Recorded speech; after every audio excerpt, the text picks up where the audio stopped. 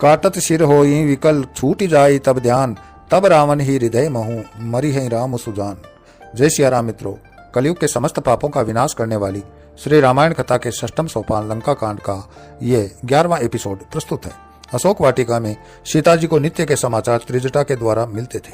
मेघनाथ, कुंभकर्ण, अहिरावण आदि राक्षसों के वध के समाचार सीता को हर्षित करते थे और वह श्री राम के अतुलनीय बल पराक्रम का सभी राक्षसियों से गुणगान करती अगाती न थी। परंतु आज जब त्रिजटा ने रावण के पराक्रम की बात बताई तो सीता भयभीत हो गई। प्रभु श्री राम के द्वारा बार बार सिर काटे जाने पर भी रावण मृत्यु को प्राप्त नहीं हो सका, यह तो बड़ी चिंता की बात थी।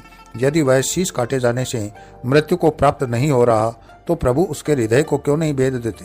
तब त्रिजटा ने बताया, हे जानकी, उस दुष्ट रावण के हृदय में तुम्हारा वास है और यही जानकर श्री राम उसके हृदय पर आघात नहीं कर रहे हैं।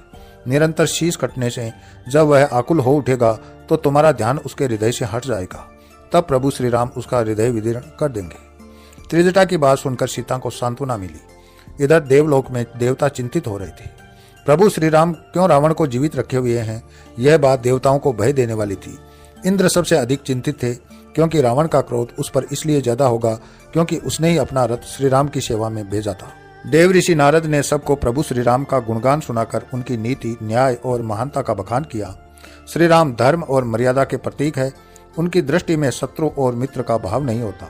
वे तो कर्मानुसार दंड देते हैं। सभी देवता नारद जी के शुभ उपदेशों को सुनकर प्रभु श्री राम की स्तुति करने लगे। आकाश के ऊपर से उन्होंने श्री हरि के सुंदर वीर रसयुक्त गुण समूह का गान गाया, जिसे सुनकर प्रभु श्री राम भी भाव विभोर हो गए।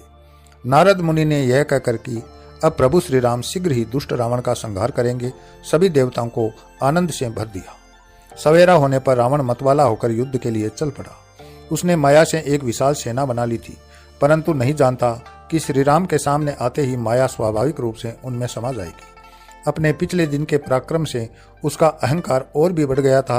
आज वह सारे वानर दल सहित राम लक्ष्मण को भी सुरधाम पहुंचाकर फिर इन देवताओं को दंडित करेगा, जो उसका पराभव हुआ जानकर नगाड़े बजाते थे। रावण ने विकट वानर दल को देखा और गर्जना करते हुए बाण वर्षा शुरू करके क्षण भर में उनमें भगदड़ मचा दी।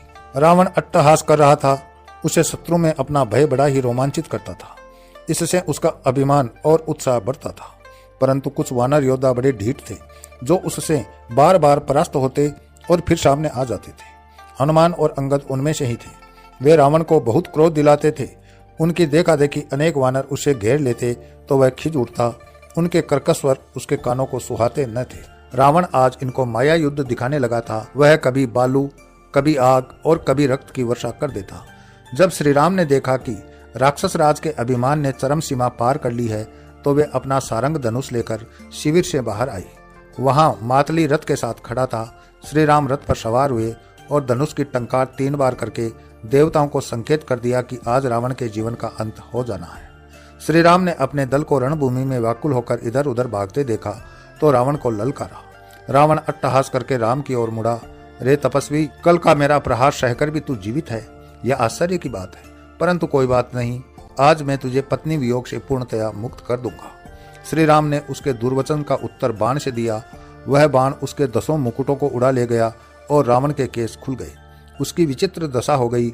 उसके केस हवा में उड़कर उसकी आंखों को ढक रहे थे। तब श्री राम ने उसके 10 शीश काट दिए और 20 भुजाओं को भी अलग कर दिया। वह क्षण भर तो टुंड मुंड खड़ा रहा, फिर उसके शीश और भुजाएं पुनः आ गए। तब विभीषण ने श्री राम को बताया कि रावण की नाभि में अमृत होने के कारण उसके शीश व अंग अक्षत है। रावण ने जान लिया कि घर के भेदी ने लंका ढाने का कार्य कर दिया है। वह विभीषण को दुर्वचनों से संतृप्त करके बाण प्रहार करने लगा। परंतु जिसके रक्षक स्वयं श्री राम हो, वह किसी के मारे नहीं मरता।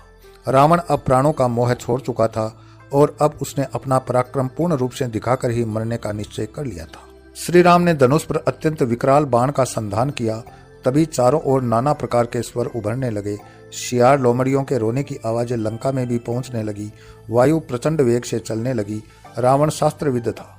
अब उसकी अंतरात्मा भी कहने लगी थी कि वे सभी अपशकुन उसके अहित के लिए हो रहे थे। फिर भी वह अपनी आन नहीं छोड़ रहा था। उसके 10 धनुष काल बाण छोड़ रहे थे और वानर दल को व्याकुल कर रहे थे। इससे देवता भी भयभीत होने लगे।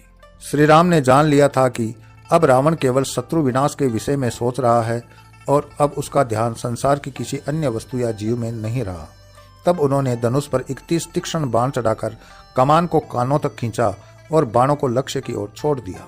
एक अग्नि बाण ने रावण की नाभि को भेद कर उसके अमृत को सुखा दिया। 20 बाणों ने उसकी 20 भुजाएं काट दी और 10 ने उसके शीश उतार दिए।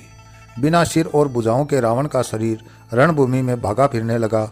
अब उसके मुख और भुजाएं पुनः नहीं उगे तो देवताओं ने हर्षनाद करके नगाड़े बजाने शुरू कर दिए। वानर दल अभी भी आतंकित था, क्योंकि रावण की देह भी उन्हें भय दे रही थी। जैसे किसी वृक्ष से रक्त की धाराएं फूट रही हो, श्री राम ने एक और बाण चलाकर उसकी देह के 2 टुकड़े कर दिए। वह सुबट योद्धा पृथ्वी पर गिर पड़ा और उसका तेज श्री राम के मुख में समा गया। आकाश से पुष्प वर्षा होने लगी और रावण के मरते ही शीतल मंद समीर बहने लगी।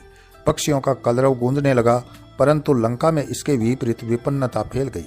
रावण की मृत्यु का समाचार लंका में पहुंच गया था। मंदोदरी विलाप कर रही थी, लेकिन उसे सांत्वना कौन देता, क्योंकि वहां तो सभी दुख और वैधव्य की मारी थी। मंदोदरी ही समय की गति जानकर सब स्त्रियों को लेकर लंका से बाहर आई और रावण की मृत देह के समीप बैठकर विलाप करने लगी।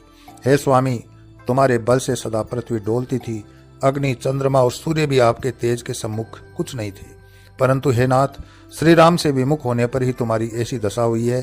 श्री राम जैसा कौन कृपा निदान और आपके जैसा अभिमानी कौन होगा। फिर भी प्रभु ने आपके सब अपराध क्षमा कर तुम्हें परम पद प्रदान किया है। श्री राम ने सबका विषाद दूर करते हुए सुंदर वचनों से जीवन मृत्यु का विश्लेषण किया।